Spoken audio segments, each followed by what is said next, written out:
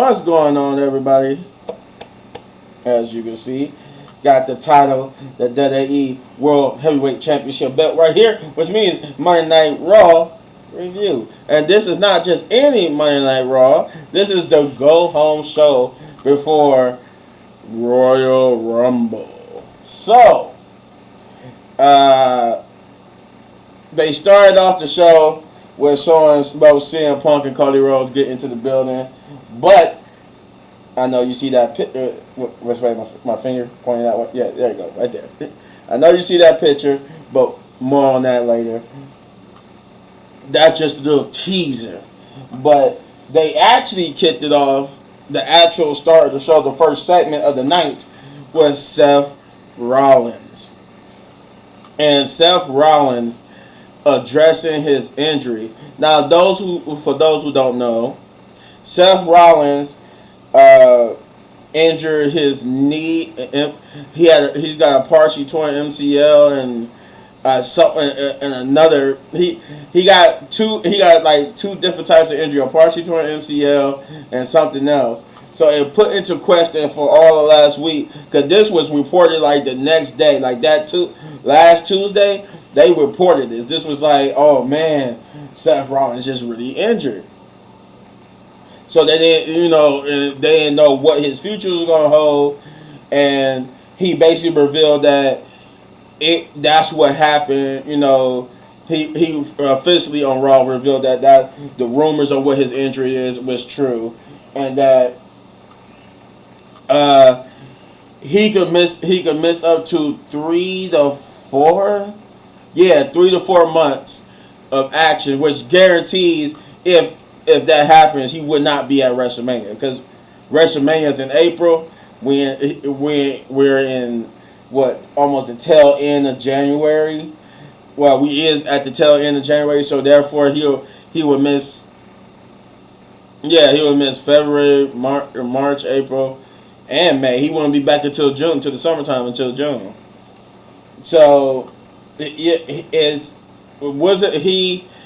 But he vowed that he would, but the reason why I paused right there, because Gunther would interrupt. Gunther would come out to tell Seth Rollins what he thinks. Seth Rollins thinks he's out here to beat him up, and him and Imperium is to beat him up. But he said no. Giovanni and Ludwig just because they have a match later with New Day, but he wanted to come face to face, because he said him and Seth Rollins have been avoiding each other, and that he wanted just to come out here to tell him what he thinks. He said that it really hurt him to hear that he had such an injury, and that we might have a fallen champion, but that he wanted to say that he ever since he became the re-inaugural, I should say, WWE World Heavyweight Champion, he's been labeled as the workhorse champion, a person who had to come out and defend the title and win matches honestly to make that title prestigious. Just like him. He literally said it. He was like, just like me. And I'm like, okay, he gave him all his comments just to say he was just like him. And that he was looking forward to facing him. But Seth Rollins said that you guys interrupted me and didn't let me finish. What I was going to say, I don't give a damn what the doctors say. That I don't care how hard I have to push my knee. He's going to do everything in his power to make it to WrestleMania, to not only walk into WrestleMania as champion, but leave as champion. And good to say he is excited to hear that, because he lets him know straight up this Saturday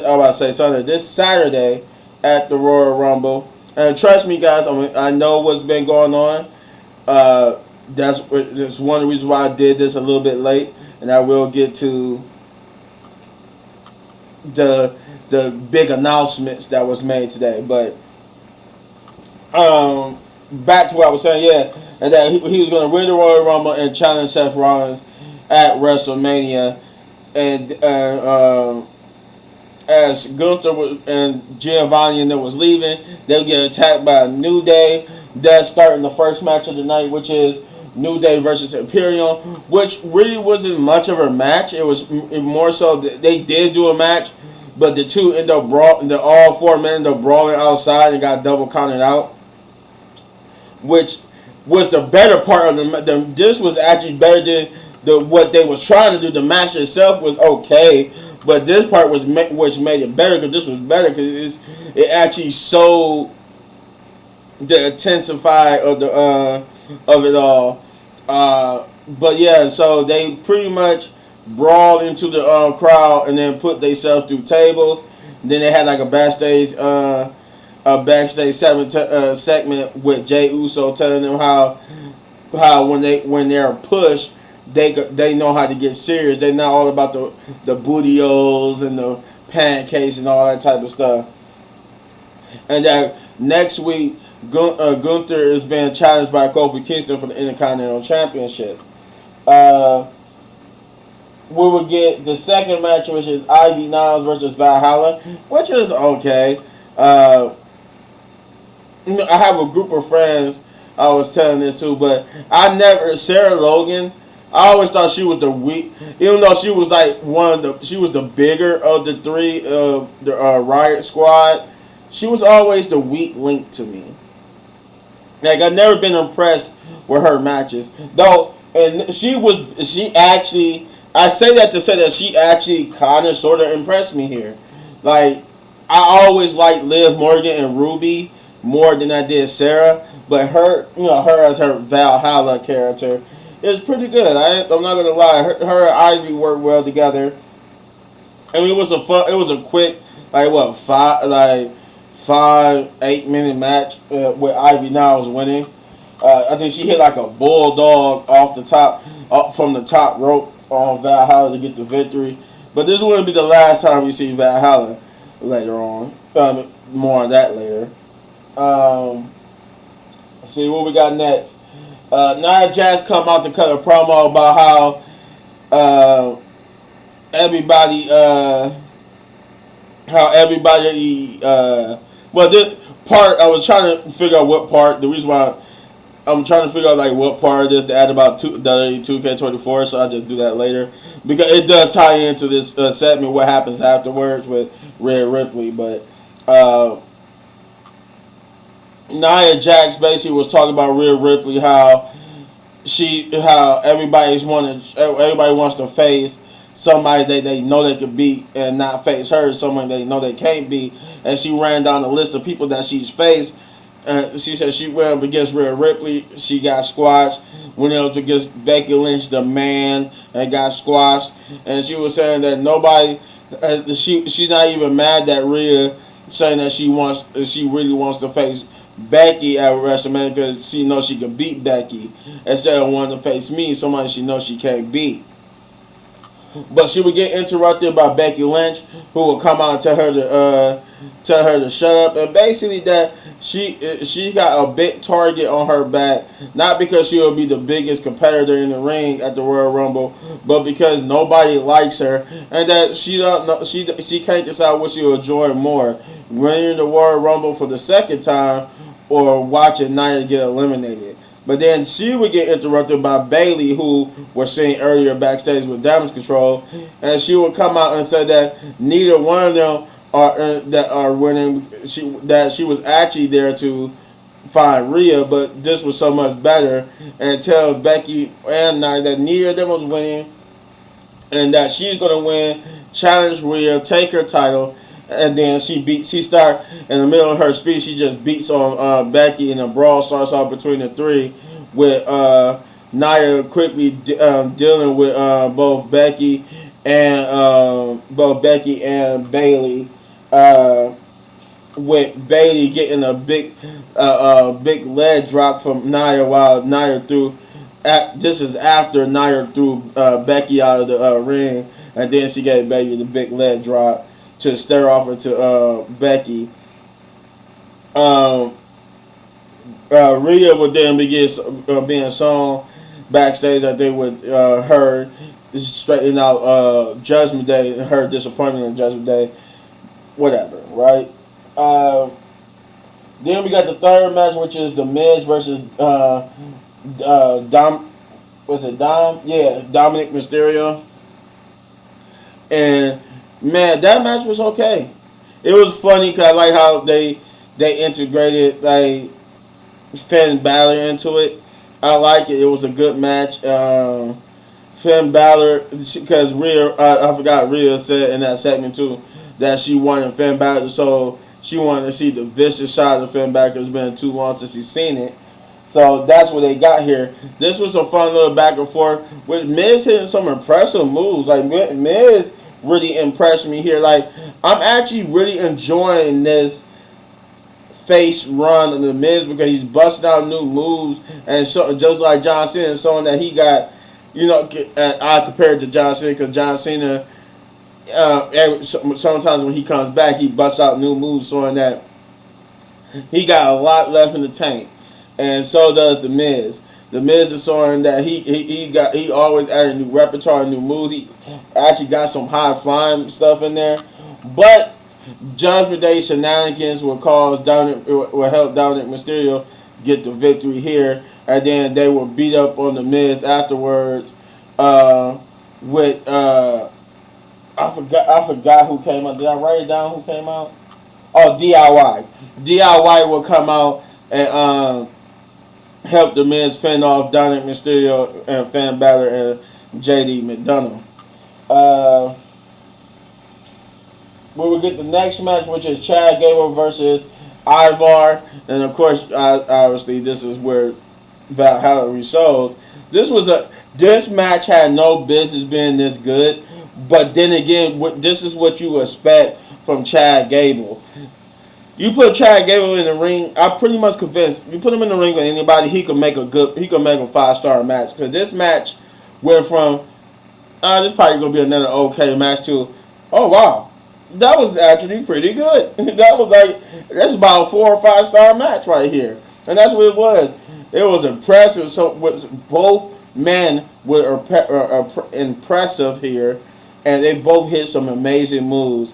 I think Chad Gable got off a powerbomb and a German suplex from the top rope. We got to see the Doom Salt. We got to see some even German suplex, bridges, like bridge pins. Like we got to see it all. And I think, did Chad Gable win this match? No, Ivar. That's why Valhalla appeared. Valhalla. Oh, that's what I was trying to remember. In Valhalla's match, Nikki Cross was I almost forgot. Nikki Cross just was randomly walking up on stage, and I'm like, okay, enough is enough. And let me know in the comments if you agree with me, but enough is enough with this Nikki Cross stuff. Like, what are you doing? Okay, we get it. She's back. She got her degree. I understand she's back now, but pull the trigger. What are you doing with it? What are you doing with her? Because you keep showing, if you guys notice, every week she's like just in a random spot in either a backstage segment, on the ring, in the crowd. Like, she's just doing random stuff, and it's like, what are you doing? Like, okay, this was fun and entertaining a while ago, but now you're not doing nothing with it. Like, we have months of this. Like, she's been doing this for the last 3 to 4 months now. She came back, because she was back for she was doing this stuff in the Halloween Havoc match with Chelsea Green and them. But I just wanted to add that. Just remember I was supposed to add that when I was talking about that I was frustrated with what they was doing with Nikki Cross. But yeah, Valhalla will help Ivar by distracting Chad Gable, and Chad Gable will get hit with the Doom Salt, and they were Ivar were pinning Chad Gable. But nonetheless, that was a good match. Now, finger point right there. You get the point. And now it's time for that segment right there. The Cody Rhodes and CM Punk promo. And the gist of the promo was them talking about what they basically them running the Royal Rumble, but the good juicy bits was that Cody CM Punk told the story about how the American Dream, Dusty Rhodes, asked him to watch over his kid and make sure he didn't get in trouble when Cody Rhodes debuted in OVW or OVA, whatever it was called. When it was just basically NXT, when it was just a regular developmental territory. And CM Punk did. He said when the American Dream asked you for a favor, you do it. So he did. He watched over him, and he said for the most part, he said Cody Rhodes kept his head down, didn't get into any trouble that he couldn't talk himself out of, and he realized he didn't need to be watching that Cody Rhodes. He knew that Cody Rhodes was going to become the megastar that he is today. But he wanted to also tell Cody that I didn't have a rich. That's why he mentioned the American Dream, because I don't have a famous father like you do that gave me all the tools to succeed. I don't have that. You do. And with me, he said my dad was just a regular blue collar dad. He said his dad was an electrician. He said, which ironically makes me more of the American Dream than you are. Which Cody Rhodes responds saying that he said, now that we know what you want to talk about, let me tell you what I want to talk about. And he said he wanted to talk about the pipe bomb and how when CM Punk delivered that pipe bomb, it inspired a lot of wrestlers that was in the business, a lot of people who would get in the business, or who are yet to get into the business, and that he said, then you're left. When you left, you really left. You dropped the baton, you dropped the torch. You didn't bother to pass the torch. You just dropped it, and you didn't care who picked it up. But I bet you know who did pick it up. Me. And that he said, and while you talked, I walked, which makes me. He said, which ironically makes me more CM Punk than you are.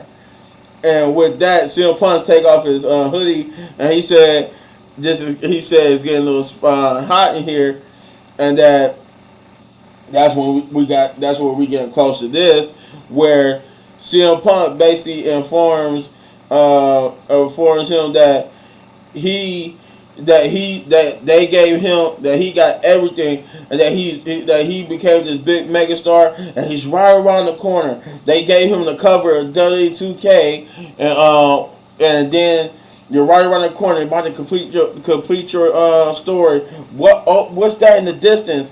A better, more popular, better superstar who hasn't been here in a long time to take it all away from you. And he said, I'm talking about me.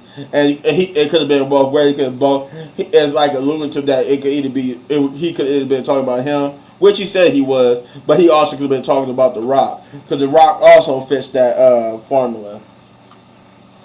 And he said, and then Cody Rhodes responds by saying that he's like, you're right. He said, you're right. You could take it all the way. Everybody could. He said, but he said you like to quote the American Dream, but he was my best friend. He liked to, and he always had this famous quote about courage. Basically, I'm paraphrasing here, but basically he was saying courage is being scared like hell, but having the will to stand up, strap up, and face it anyway, or something like that. And that for him, the road is the only way he can go is forward, and that his story and the road will go through him at the Royal Rumble. And then they got into each other's face. And with all that being said, that was a great segment. That really was. All right, now that I took enough time on that. We got Zoe Stark versus Shayna and Zoe Stark and Shayna versus Candice LeRae and Indy Hartwell, which was a quick, good tag team match. Nothing too special here. Zoe Stark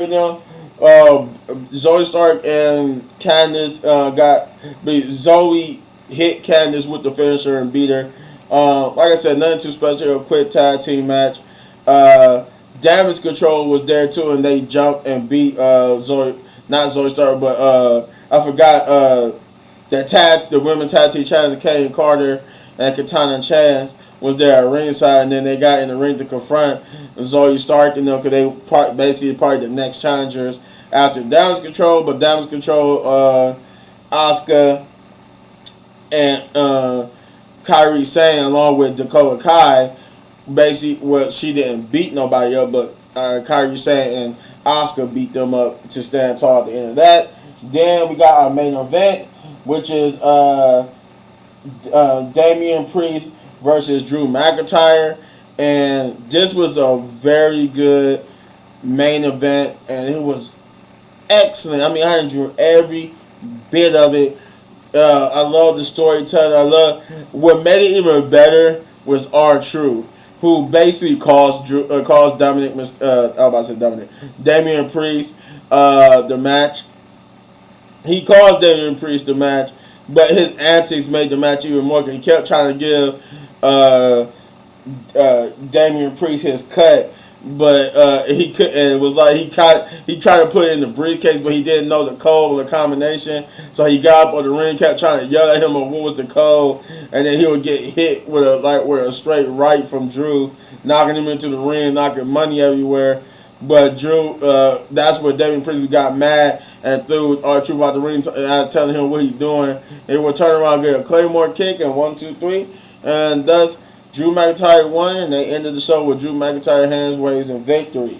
Real quick, yes, two big stories. They made The Rock a part of the board member of TKO, which technically makes The Rock Triple H's boss, and The Rock has full rights to his wrestler name, The Rock. They gave him full ownership rights to that. Therefore, the trademark, all that is The Rock's property, not the WWE's. And then the last domino, as we already knew, CW would get NXT, USA would get SmackDown, and finally announced today, the Netflix, I was about to say USA, Netflix streaming service will get Monday Night Raw starting January of 2025, making this the first time that Monday Night Raw, SmackDown, whatever, will be leaving in mainstream line TV and will be exclusively to a streaming service. Which means, yes, going once January 2025 hits, you will only be able to watch Raw on Netflix. And they said pretty much like Raw, like the back catalog of shows and stuff will also be on Netflix. Then yes, I'll talk about this more in my reaction video for WWE 2K24. But 2K24 was announced, and your cover star for the just standard edition is Cody Rhodes. Rhea Ripley and Bianca Belair will be on the deluxe edition, and Roman Reigns, John Cena, and a whole bunch of legends and other superstars will be on the WrestleMania 40 anniversary edition. Undertaker is front and center in that case too. But that's all I got. If you enjoy this review, I'm going to give this go home episode of Monday Night Raw. You know what? I'm going to do something I haven't done in a long time. I'm giving this an 8 out of 10 because this was actually a very good, entertaining Monday Night Raw. I probably didn't do it justice. I probably was a little bit boring in my review of it, but this was actually a very good go-home show. I enjoyed every minute of it. Even some of the matches that kind of sort of could have been better was still impressively good. And not only that, this episode of Monday Night Raw was that good. The reason why I'm giving it an 8 out of 10 is because this is the most anticipated Royal Rumble there had ever been. I cannot predict who will win the men's or women's Royal Rumble, as there are many contenders for that. Like, I honestly don't know who could win this, but we'll tune in Saturday to find out. But if you enjoy my review, you know what to do. You hit this button right there, bam, for all of my WWE reviews. And if you enjoy the video so much, want to support the channel, you know what to do. Hit those buttons because we do grow slowly but surely. And as always, hit any one of these videos for more of my amazing content, but don't go anywhere because, like I said, we got reactions to go. And Tekken 8 is up first. Peace.